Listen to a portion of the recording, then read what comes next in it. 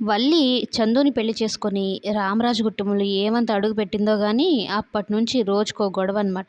ఫ్రెష్‌గా రోజు రోజుకి పూట పూటకి గొడవలు సృష్టిస్తూనే ఉందనమాట. ఇప్పుడు ఏకంగా ఏం చేసిందంటే నర్మదా సాగర్‌లో ఇరికిచ్చేసింది.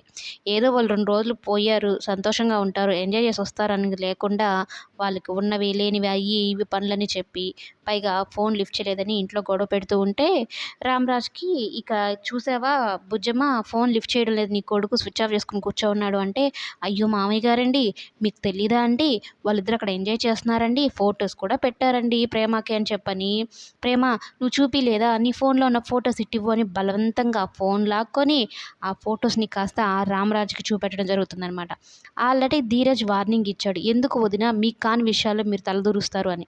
అయినా వినిపించుకుంటుందా లేదు.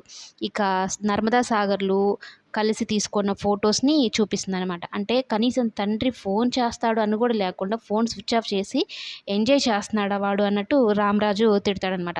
ఇక పెట్టేసాను కదా ఒక పుల్ల అన్నట్టు డాన్స్‌లేసుకుంటూ వంట రూమ్‌లోకి వెళ్ళి డాన్స్‌లేసుకుంటుంటే ప్రేమ చూస్తుంది. అసలు కొంచెమైనా మీకు బుద్ధుందా?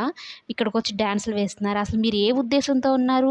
ఇంట్లో గొడవలు పెడితే మీకది సంతోషంగా ఉంటుందా? అని అనడంతో అప్పటికప్పుడే మాట మార్చేసి, ఏంటి ప్రేమ నువ్వు మీ ఆయన ఇద్దరు కలిసి నన్ను టార్గెట్ చేశారు.